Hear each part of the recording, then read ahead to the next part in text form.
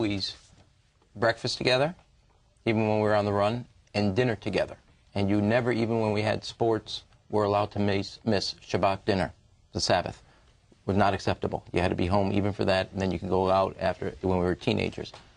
So yes, a lot of family time, although we all talk about this. Our most formative years were growing up. We went to Israel in 67, 68, 69, 70, 71, and 73, and spent the entire summer there, and with no plans, nothing to do. And we'd be on the beach or we'd be traveling, but not a lot of involvement vis-a-vis. My dad would stay in Chicago for the practice. So, yes, I would say a lot of parental involvement, but a lot of where we would have independence.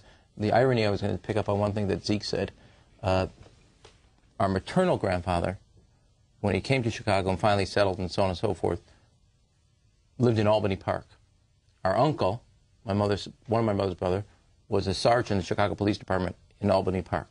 My father's medical practice was about 2 miles north of Albany Park, and now I represent Albany Park. So I said the Emanuels have traveled many miles, we just haven't gone very far. And that's been, so we all basically, you know, that's been the family history coming from different parts of the world and the story of settling in Chicago. Did they preach competition and winning and going the distance? I remember that we were all, you know, we used to kind of on the weekends go out to family outings with other families, and my mother would take, you know, a great deal of pride in our accomplishments. And I think, at least for me, there was a level of, you know, not being, each one of us, I think, saw that as a little bit of a competition, that we had to prove ourselves at that point in time. But the great thing is, there was a great deal of love that she would say. You know, she would always say, "Don't fight. The world can't get along if the kids can't get along." And I remember her saying that. So the first point is that you get a voucher for the standard benefits package, and you're guaranteed. The second point is that you get to choose among 5 or 8 different plans. So you have the choice of what you want. The third point is that it's funded by a value-added tax, and that guarantees for everyone. The fourth point is we eliminate the tax benefit for employer-provided health care insurance. We phase out Medicare and Medicaid, so no one's thrown off those programs, but no new enrollees go into the programs. We have an Institute for Technology Assessment to make sure that the technologies that are used are appropriate.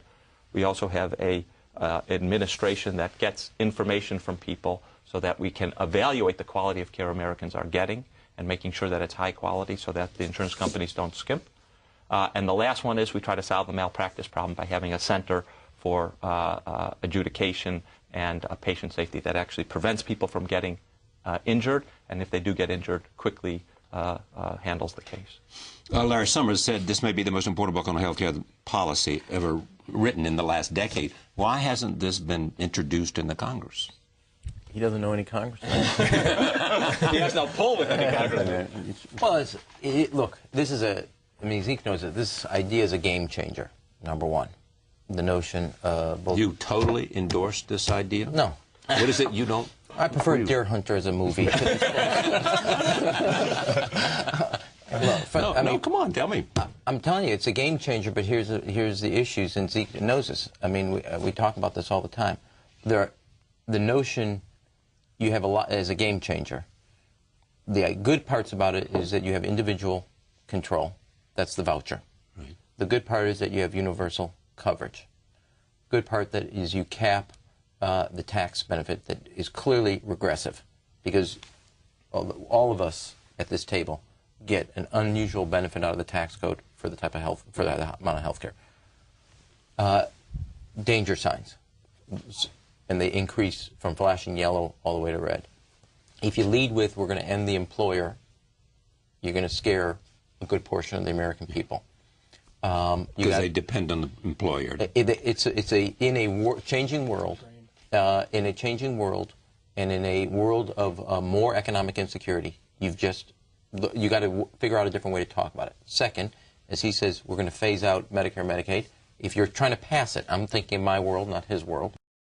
Join us online at charlierose.com.